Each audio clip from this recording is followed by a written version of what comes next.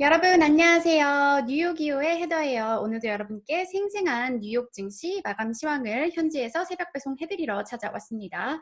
여러분 주 초반부터 증시 분위기가 매우 좋지 않습니다. 숫자 먼저 살펴보시면요. 다우 지수는 1.44% 내렸고요. S&P 500 지수 1.63% 내리면서 다우 S&P 9월 23일 이후 최악의 하루를 보냈고요. 나스닥도 1.65% 내리면서 10월 2일 이후 최악의 하루를 기록했어요.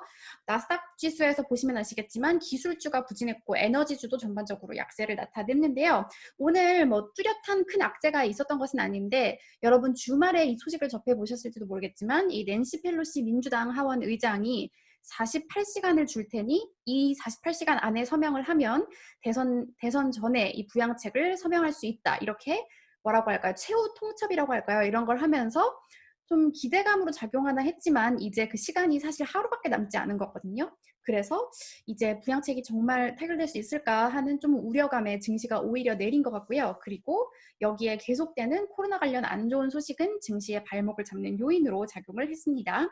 그러면 여러분 이제 이 48시간 중에 이제 하루가 지나갔고 하루가 남은 상태인데요. 과연 대선 전에 부양책이 통과가 될 수 있을까요? 이것과 관련해서 지금 부양책 진행 상황이 어떻게 되고 있는지 진짜 바로 10분 전에 속보로 나온 CNBC 기사가 있거든요. 그래서 이 기사를 함께 살펴보도록 하겠습니다. 네, 여러분 이 기사를 살펴보시면 정말 방금 전에 나온 기사이기 때문에 이 기사는 이제 뉴욕 증시에 반영이 되지는 못했고요. 내일 증시에 반영이 될 수 있다는 사실 여러분 염두에 주시고요. 제목부터 보시면 펠로시와 이제 문우신, 그 스티븐 문우신 미국 재무장관이죠. 부양책과 관련해서 make progress, 그러니까 진전 사항이 있었다. 그리고 Tuesday, 내일 다시 얘기할 예정이다. 그러니까 장 마감 후에 오히려 그래도 조금 더 좋은 소식이 나왔다고 할 수가 있겠네요.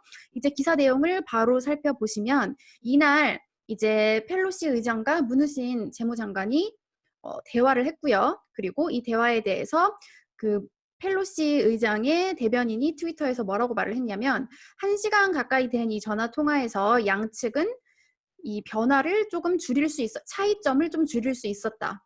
이렇게 얘기를 했고요. 그리고 이제 양측은 또 내일 다시 대화를 재개할 예정이다. 이렇게 말했습니다. 그리고 또 대변인이 뭐라고 말을 했냐면 이제 펠로시 의장은 계속해서 바란다. 뭐를 바라냐면 내일 이제 내일이 끝나기 전까지는 우리가 선거 전에 부양책을 통과시킬 수 있을지 we will have clarity. 좀 더 분명한 이 대답이 나올 것을 믿는다.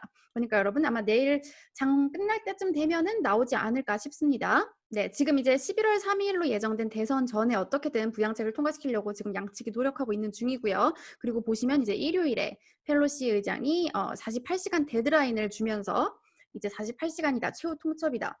이렇게 말을 한 거죠.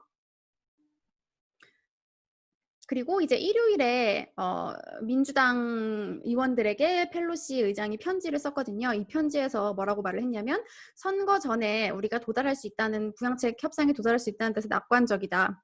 그리고 우리는 이제 완전한 이 부양책이 협상되면은 이거를 바로 진행시킬 수 있도록 그런 걸 이제 것을 준비 중이다. 이렇게 말을 하면서 약간 기대감을 조금 높이는 그런 모습이었습니다. 하지만 CNBC의 분석을 보시면 이제 펠로시랑 문우신이 협상에 도달을 한다고 해도 이제 상원 공화당이 이거를 패스하는 거를 방해할 경우에는 이게 통과되지 못할 것이다. 그게 장애물이 될 수 있다. 이렇게 말을 했고요.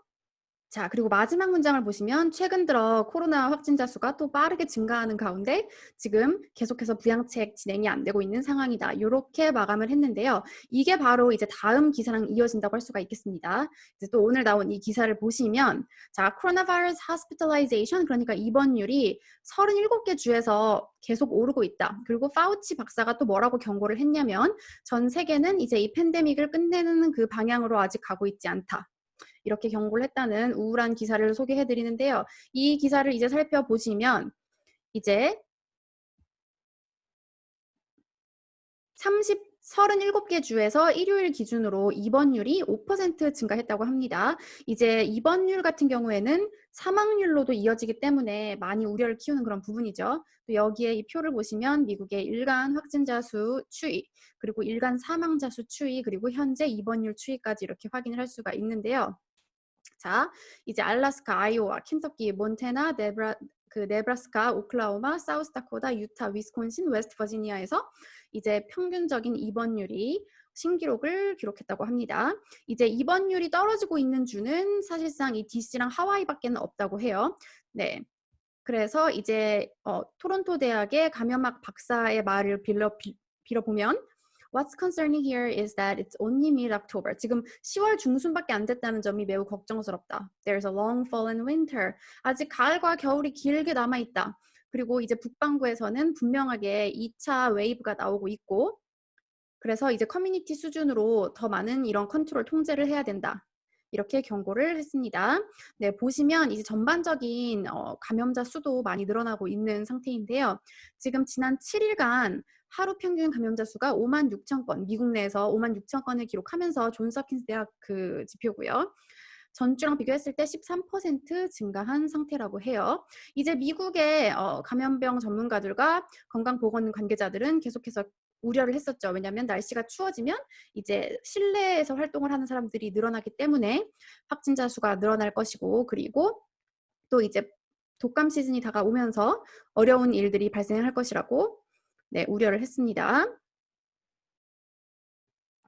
그리고 이제 파우치 박사는 아직 늦지 않았다. 더 많은 여러 가지 이런 조치를 취할 수 있다. 이렇게 말을 했고요. 하지만 이날 별도로 나온 소식에 따르면 트럼프 대통령은 이제 파우치 박사에 대해서 disaster, 재앙이다 이렇게 말을 했고 미국인들은 지금 코로나가 지긋지긋한 상태다 이렇게 말을 했다고 해요. 네, 여러분 이렇게 부양책 소식과 미국 내 이 불안한 코로나 상황을 전해드렸고요. 저도 이제 다시 무서워서 아무 데도 안 나가고 집에만 있습니다.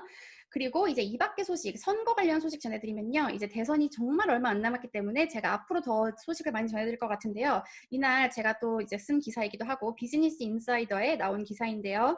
JP 모건은 현재 이제 뉴욕 증시가 바이든 후보의 승리를 예상하고 있다 이렇게 평가를 했고요. 그리고 또 이제 더 중요한 거는 이제 민주당이 상원 대다수 좌석을 차지할 걸로 예상하고 있다 말을 했어요. 그리고 이렇게 되면은 이제 다음번 부양책이 상당히 규모가 큰 부양책으로 나올 것이고 그렇게 되면 증시에는 호재가 될 수 있다 이렇게 평가를 했고요. 하지만 가장 실망스러운 경우는 만약에 바이든이 승리를 했는데 이제 의회는 반으로 나눠지는 그런 결과가 나온다면 부양책이 지금과 똑같이 계속해서 정체되는 모습을 보일 거기 때문에 시장은 여기에 대해서 가장 크게 실망을 할 수가 있다 이렇게 전망을 했습니다. 그러니까 차라리 한쪽이 이겨서 이제 그냥 시원하게 의회를 다 장악하면은 정책이 더 빨리 나올 것이라는 그런 전망을 했고요. 이제 이번 주 목요일에 또 트럼프 대통령 바이든 후보 이 마지막 토론이 예정이 되어 있거든요. 하지만 지금으로서는 뭐 트럼프 대통령의 이 코로나 상태 뭐 등등으로 인해서 토론이 진행이 될지는 확실하게 모르는 상황이고요. 토론이 만약에 이뤄진다면 제가 또 보고 생생한 후기를 여러분께 전해드리도록 하겠습니다. 개별 종목을 살펴보시면 기술주가 전반적으로 다 부진했고요. 이제 제프리스는 마이크로소프트의 목표 주가를 올렸음에도 불구하고 이 전반적인 분위기 부진으로 2.48% 마이크로소프트 하락했고요. 애플 역시 이제 아이폰 12 사전 주문 수치가 이 11을 넘어섰다는 이런 보도가 나왔지만 하지만 앞으로 전망에 대한 좀 그런 엇갈린 전망이 나오면서 2.55% 내렸고요. 이제 실적 공개를 앞두고 있는 테슬라의 주가도 2.01% 내렸고요. 페이스북 1.7%, 아마존 2% 하락했습니다. 이런 분위기 속에도 급등한 종목이 있는데요. 이제 영화관 이런 걸 담당하고 있는 AMC 엔터테인먼트가 뉴욕주에서 몇몇 지역에서 영업을 재개할 것이라고 밝히면서 16.45%나 급등했습니다. 네, 그러면 이제 이날 증시 분위기를 나타내주는 전문가 발언, 월스트리트저널 기사 통해서 살펴보겠습니다.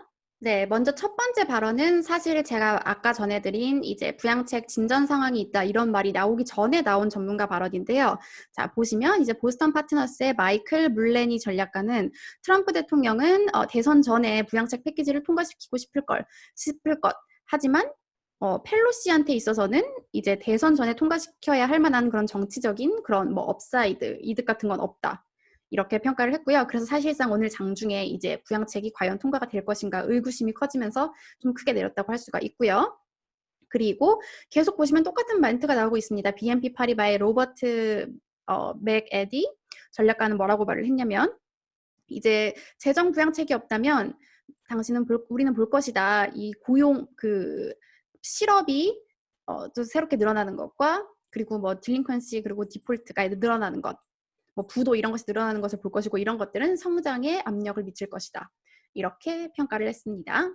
네, 오늘 증시는 이렇게 아주 안 좋은 움직임을 나타냈는데요. 이제 내일 부양책 결과가 나올 것 같으니까요. 제가 아마 그 결과를 전해드릴 것 같다는 생각이 들고요. 그리고 이번 주 넷플릭스, 테슬라, AT&T 실적도 예상되어 있다는 점 알려드립니다. 네, 그러면 저는 오늘 소식은 여기까지 전해드렸고요. 내일 다시 찾아오도록 할게요. 여러분, 내일 만나요.